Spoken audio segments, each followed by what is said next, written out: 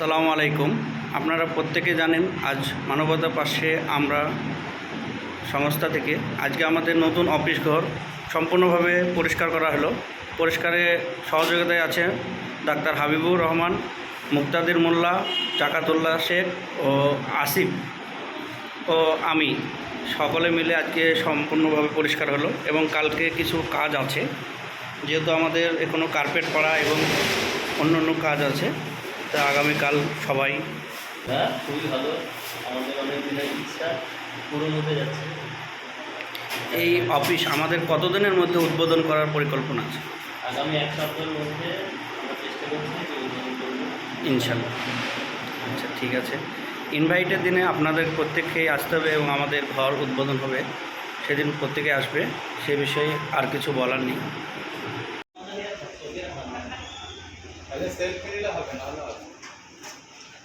এই কাজটা করে দিলে মোটামুটি আলহামদুলিল্লাহ কাজ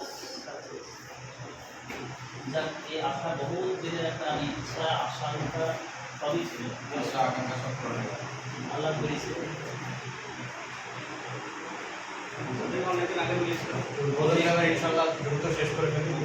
অনেকদিন আগে বলেছিলাম আমার দুতলা অন্য জায়গায় ঘরের পরিকল্পনা সেখানে আসতে পারে যেখানে আল্লাহ দিবে সেটা তুমি যাই করো না কেন ঘুরে ফিরে আসবে, এটা মাইন্ডেই হবে।